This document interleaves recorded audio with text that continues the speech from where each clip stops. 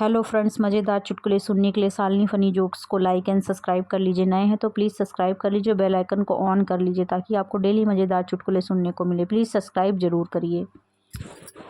Bank के बाहर भीड़ लगी थी। एक आदमी बार बार आगे जाने की कोशिश करता और लोग उसे पकड़कर पीछे खींच लेते। 5-6 बार पीछे खींचे जाने के बाद वह चिल्लाया, लगे रहो लाइन में, सालों में आज बैंक ही नहीं खोलूंगा।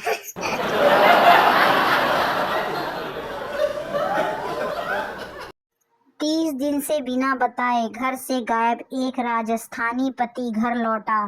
पत्नी, मैं थारे गम में बीमार पड़ी थी, जे मर जाती तो। पति, तो मैं कौन से शमशान की चाबी अपने साथ लेके गया था।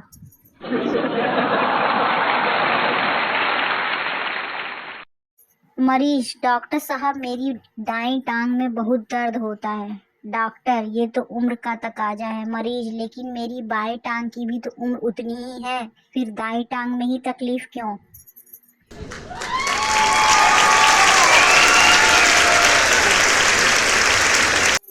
डॉक्टर, आपकी परेशानी व बीमारी का कारण मुझे समझ नहीं आ रहा है। असल में मैं समझाता हूँ कि यह नशे की वजह से है। मरीज, कोई बात नहीं, जब आपका नशा उतरेगा तब आ जाऊंगा।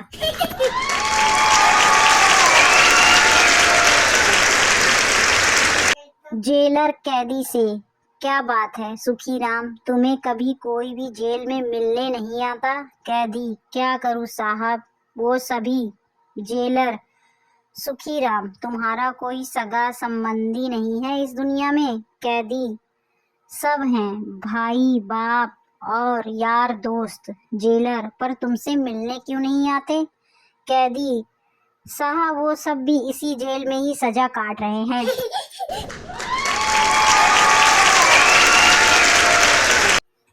अध्यापक ने एक बच्चे से पूछा, 1000 के बाद लाख, फिर करोड़, फिर अरब आता है, अरब के बाद क्या आता है।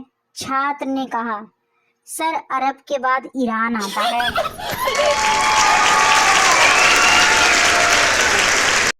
डॉक्टर, क्या बात है पप्पू जी, कुत्ते ने काट लिया है। डॉक्टर, तुमने बाहर बोर्ड पर लिखा नहीं पढ़ा, मरीज देखने का समय केवल सुबह 8 से 11 बजे तक है और तुम 1 बजे आए हो। पप्पू जी, मैंने तो पढ़ लिया था पर कुत्ते ने नहीं पढ़ा था।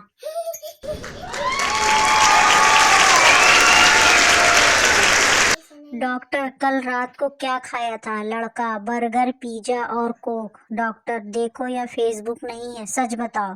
लड़का, जी लौकी।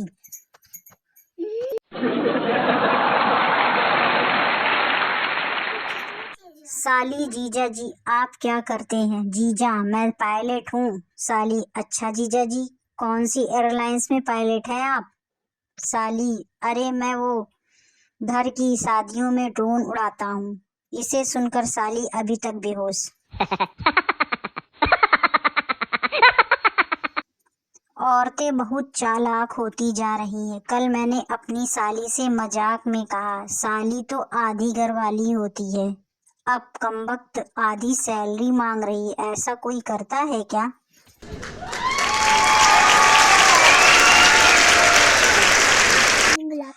जीजा साली के साथ चीटिंग कर रहा था। जीजा, वाह, तुम तो अपनी बहन से भी ज्यादा सुंदर हो। साली, जीजू आप बड़े वो हो। जीजा, अच्छा तो ये बताओ तुम इतनी सुंदर कैसे हो, आखिर क्या यूज करती हो। साली, फोटोशॉप। जीजा बेहोश।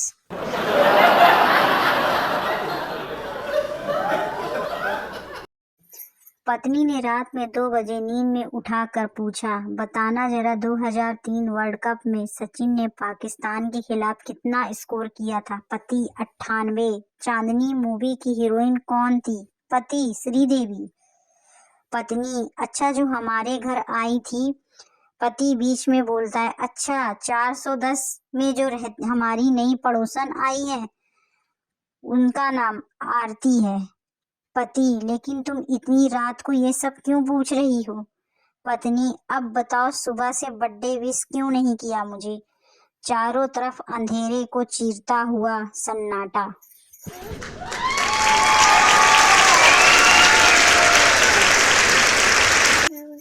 पप्पू, जिनका कोई नहीं होता उनका पता है क्या होता है? गप्पू। हाँ, भगवान। पप्पू नहीं रे, गप्पू। फिर पप्पू उनकी नींद पूरी होती है।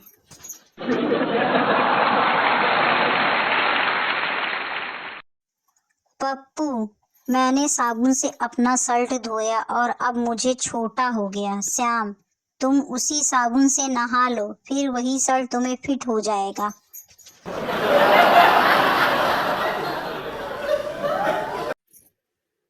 आधी रात को जब मेरी नींद खुलती है तो मैं देखता हूँ कि मेरी पत्नी सिर तक चादर से ढककर सोई रहती है और एक प्रकाश पुंज उसके सिर के पास फैला रहता है। क्या मेरी पत्नी के पास कोई दैवीय शक्ति है? गुरुजी, बेटा अपनी बुद्धि लगाओ। तुम्हारी पत्नी चादर के अंदर तुम्हारा मोबाइल चेक कर रही होगी। दैवीय शक्ति के चक्कर में ना पड़कर जल्दी से अपने मोबाइल का पासवर्ड बदल लो, नहीं तो भविष्य में तलाक के योग बन जाएंगे।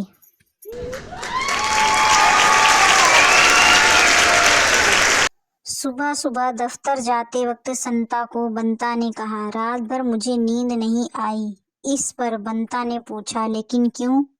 बंता ने कहा, रात भर सपने देख रहा था कि मैं जाग रहा हूँ। संता ने सिर पकड़ लिया।